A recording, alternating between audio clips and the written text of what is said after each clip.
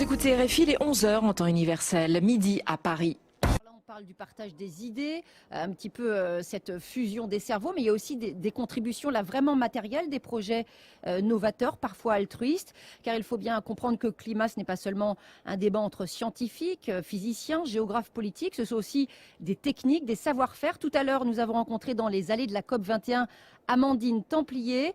Elle étudie à l'Institut supérieur de l'environnement et elle a fabriqué une machine. Nous avons créé une machine, une unité de filtration de l'eau pour filtrer l'eau potable. Et en fait, c'est une machine totalement autonome en énergie et portative, telle une mallette. Elle utilise quoi? L'énergie solaire? Donc elle va être autonome en énergie par le biais de son panneau solaire. Si on l'a décrit, ça ressemble à quoi? Ça a quelle taille? Est-ce que c'est transportable? Est-ce que c'est un objet nomade? C'est transportable parce que ça ressemble à une grosse mallette. Donc elle fait 50 kg, donc c'est assez léger quand même. Donc elle est tout en aluminium. Donc on a choisi l'aluminium pour sa légèreté, aussi parce qu'il est anti-corrosif et cette machine pourra être aussi bien transportée dans n'importe quel pays. Donc elle sera à l'extérieur, donc elle devra faire face aux intempéries. Donc c'est vraiment une machine qui pourra s'adapter à vraiment n'importe quel pays, en sachant qu'il voudra forcément une source d'eau. Donc ça pourra être aussi bien de l'eau de rivière que de l'eau de pluie. Pour l'instant, c'est un projet ou c'est déjà quelque chose qui est développé, qui est déjà distribué? On a vraiment créé la machine, donc on souhaite l'installer par exemple en Inde ou encore en Haïti. Donc on a des forts contacts là-bas sur place pour l'installation de notre machine. D'où vient le financement et qui travaille sur ce projet? Donc nous sommes 5 étudiants donc à l'Institut supérieur de l'environnement.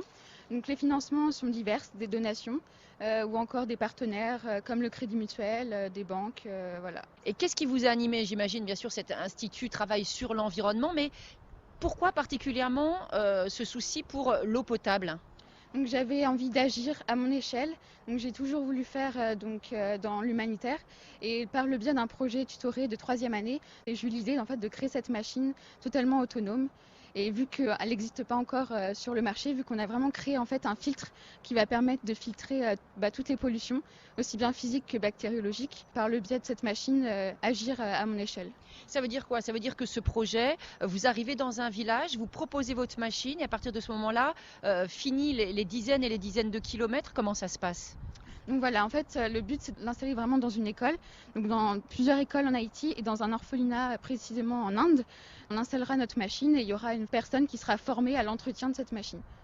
Dans combien de temps ces écoles auront dans la salle de classe votre machine? Donc très prochainement, on compte l'installer l'été prochain. La machine à eau potable d'Amandine Templier de l'Institut supérieur de l'environnement. André Zogo, pour vous, ce genre d'installation, c'est utile ou c'est du gadget? Non, c'est vraiment utile parce que au Bénin, par exemple, dans des zones périurbaines, il existe encore des populations qui n'ont pas accès à l'eau potable. Ça veut dire ce que je disais tout à l'heure, marcher des dizaines de kilomètres pour aller chercher l'eau à la source. Exactement, et avec des risques d'avoir une eau qui peut se contaminer sur le trajet. Donc cette machine pourrait vraiment aider à ce que les populations qui sont installées dans les zones périurbaines et qui n'ont pas accès direct à l'eau potable puissent filtrer leur eau et faire de l'eau qu'ils ont une eau un peu plus potable. Alors l'eau, on l'a vu avec cette machine développée par l'Institut supérieur de l'environnement, c'est un enjeu majeur pour le continent africain, également pour le Proche-Orient, le Moyen-Orient, certaines zones d'Asie.